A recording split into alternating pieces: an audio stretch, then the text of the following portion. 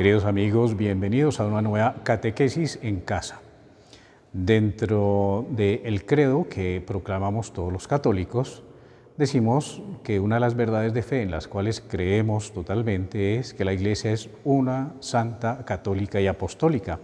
Es lo que se llaman las 4 notas de la Iglesia y que vienen pues, desde los primeros concilios de Nicea y de Constantinopla, los primeros momentos de reunión de la Iglesia Universal, donde se van no creando, sino definiendo esas verdades fundamentales de nuestra fe que distinguen a nuestra Iglesia.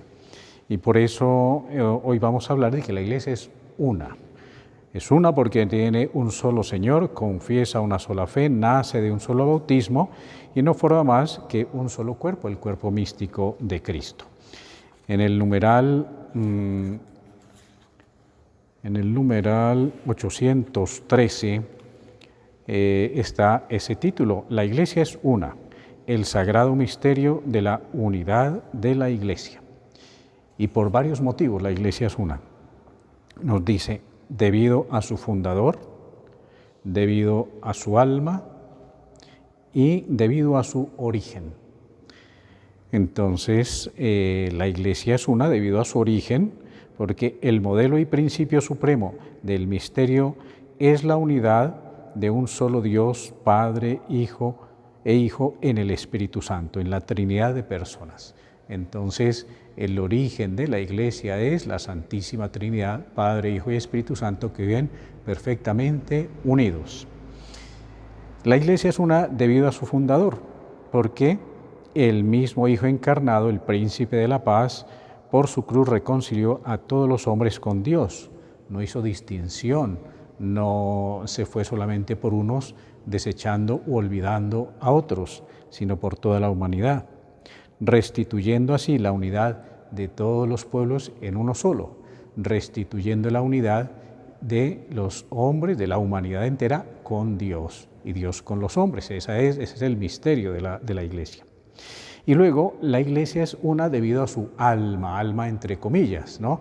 Si dijimos que la Iglesia es el cuerpo místico de Cristo, pues el alma de ese cuerpo es el Espíritu Santo. El Espíritu Santo habita en los creyentes y llena y gobierna a toda la Iglesia y realiza esa admirable comunión. Entonces, lo que nos hace una sola Iglesia es lo que se llama la comunión, que es ese efecto que nos produce la presencia del Espíritu Santo en cada uno de los fieles, en el alma de cada uno, nos reúne de tal manera, de una unión tan especial, sobrenatural, que se llama comunión. Entonces estamos unidos en una sola Iglesia, pero esa unidad no quiere decir que no haya diversidad. La unidad de la Iglesia se expresa en la diversidad de sus fieles, en la diversidad de sus carismas, en la diversidad de la forma como se vive la espiritualidad, en la diversidad de las culturas por donde está la Iglesia regada en el mundo entero. La Iglesia, el pertenecer a la Iglesia católica no nos pide una uniformidad, que todos recemos igual, pensemos igual, hablemos igual, sino que dentro de esa diversidad, esa libertad y esas características propias de cada uno, según el tiempo, según la cultura, según la edad, entonces dentro de esa diversidad, si nos mantenemos unidos en la comunión con el Espíritu Santo, entonces la diversidad lo que demuestra es la riqueza de la presencia del Espíritu Santo, que se expresa de diferentes maneras. Por eso hay diversidad de movimientos y de carismas, ¿no? Hay unos tipos de movimientos que tienen un estilo, otros tienen otro estilo, y eso pues nos facilita a los creyentes de pronto acogernos a uno de esos movimientos si es que conviene para nuestra fortaleza de nuestra fe, pues entonces pertenecer, no es que sea necesario pertenecer a algún movimiento, pero sí nos ayuda y por eso hay tanta diversidad de donde se podría como escoger. La diversidad no se opone a la unidad de la Iglesia, pero sí se opone a la división. ¿Por qué? Porque la diversidad, ya dijimos, la inspira el Espíritu Santo. formas diversas de cantar, de alabar, de orar, unidos por el Espíritu Santo en comunión, celebrando la misma liturgia, con las mismas normas litúrgicas, con los principios, con la misma fe. Entonces, la división es la oposición a esa unidad, porque la división viene del enemigo, viene del demonio, viene del pecado que el demonio hace que caigamos cuando le hacemos caso. Entonces el demonio crea división. Divide y vencerás, es ese dicho tan común. Cuando hay división, pues entonces se hace daño a la Iglesia. Cuando algunos dicen yo soy católico pero no le hago caso al Papa, cuando unos dicen yo soy católico pero no quiero ir a misa, o yo la celebro de tal manera, o yo hago esto distinto, entonces ahí ya hay división, y eso es soberbia, eso es pues efecto del pecado.